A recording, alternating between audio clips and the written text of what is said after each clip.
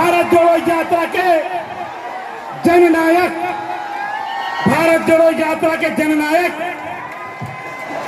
और मोहब्बत की दुकान के मसीहा परम श्रद्धेय माननीय राहुल जी आपका अभिवादन कर रहे हैं। आपका अभिवादन करते हुए भारत जोड़ो यात्रा के जनक, मोहब्बत की दुकान के मसीहा परम श्रद्धेय राहुल जी आपका अभिवादन करते हुए राहुल गांधी,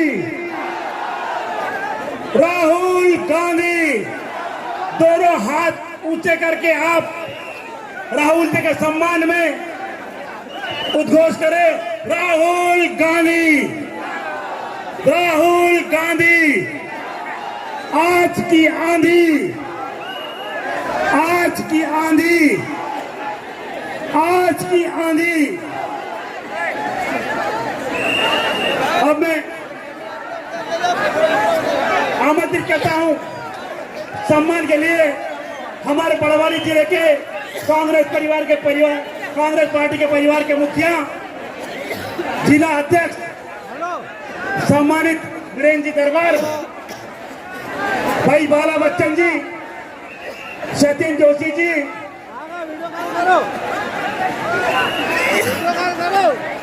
राजेश यादव जी, आप आए और राहुल जी का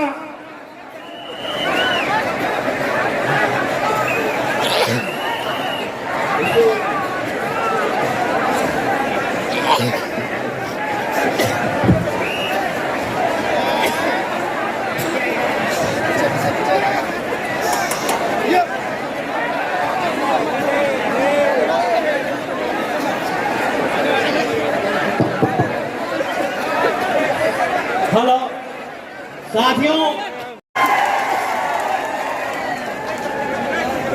हम आपको आदिवासी इसलिए कहलाते हैं क्योंकि हम जानते हैं कि सबसे पहले आप इस जमीन के मालिक थे और इस जमीन का हक, इस जमीन का अधिकार आपका है, आपका बनता है। और इसलिए हम पैसा कानून लाए, अधिकारी बिल लाए, आदिवासी बिल लाए, जमीन अधिकरण बिल लाए और आपके जो ग्राम सभाएं हैं उनको हमने शक्ति दी, पावर दी। बीजेपी आपको वनवासी कहती है, इसके पीछे उनकी सोच है। वनवासी का मतलब वो लोग जो जंगल में रहते हैं। पता नहीं आपने देखा या नहीं, बीजेपी का एक नेता एक आदिवासी युवा पर पेशाब कर रहा था, वीडियो वायरल हुआ, आपने देखा? आपने बीजेपी के किसी नेता को किसी जानवर पर पेशाब करते हुए देखा? नहीं देखा। जानवर पर पेशाब करते हुए नहीं देखा, मगर आदिवासी युवा पर पेशाब करते हुए देखा और वीडियो वायरल करता है। इतने बेशर्म है। इनकी सोच उस वीडियो में है। वो आपको वनवासी इसलिए कहते हैं क्योंकि वो चाहते हैं कि आप जंगल में रहो, जानवर जैसे जंगल में रहो। आप देख रहे हो आस्ते आस्ते जंगल कम होता जा रहा है। जंगल कम हो रहा है या ज्यादा? कम हो रहा है। जहां भी देखो जंगल कम होता जा रहा है।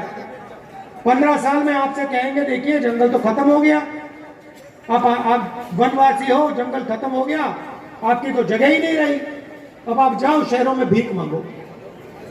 ये उनकी सोच है।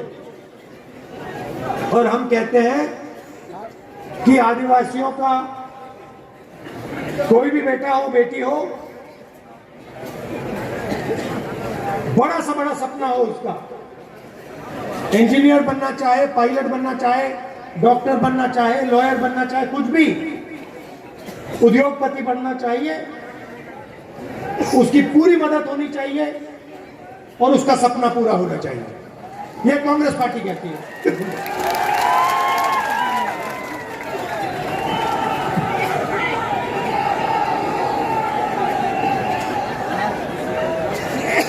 आपने सुना होगा, खासतौर से आदिवासियों से बीजेपी के नेता कहते हैं, देखो हिंदी पढ़ो, अंग्रेजी मत पढ़ना। अंग्रेजी नहीं पढ़नी चाहिए, हिंदुस्तान में अंग्रेजी नहीं फैलनी चाहिए। इसके पीछे इनकी सोच है, ये चाहते हैं कि इनके बेटे इनकी बेटियां अंग्रेजी पढ़ें और आदिवासी जो हैं उनके बच्चे अंग्रेजी ना पढ़ें। अब मैं ये नहीं कह रहा हूं कि हिंदी मत पढ़ो, हिंदी पढ़नी है, मगर हिंदी के साथ अंग्रेजी भी जरूरी है। क्यों?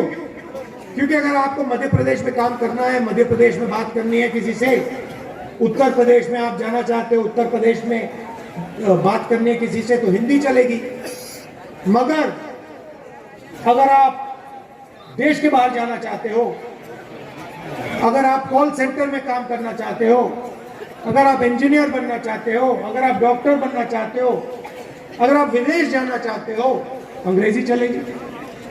तो हम चाहते हैं आदिवासी बच्चे हिंदी पढ़े मगर अंग्रेजी भी पढ़े, कि जो सपना दूसरे लोग देखते हैं वो सपना आदिवासी भी देख पाए। अब देखिए छत्तीसगढ़ में चुनाव हो रहा है, यहां पे भैया आपको कपास के लिए क्या रेट मिलता है? 5,000 काफी है?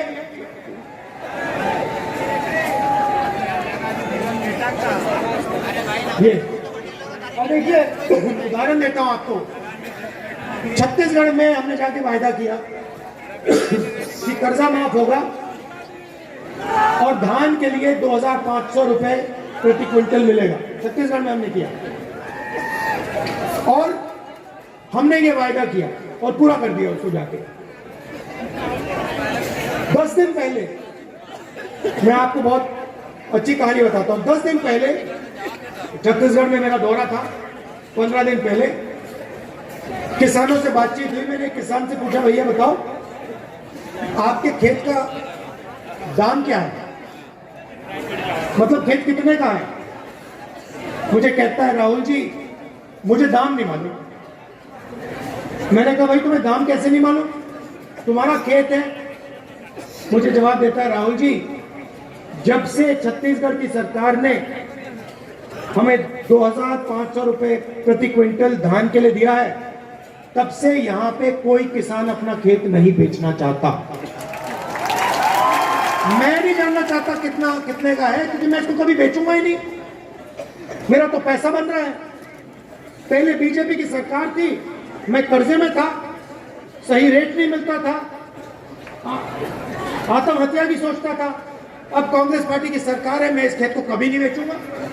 मुझे आप सही दाम दे रहे हो छत्तीसगढ़ में, धान के लिए आज 3,200 रुपए मिलता है,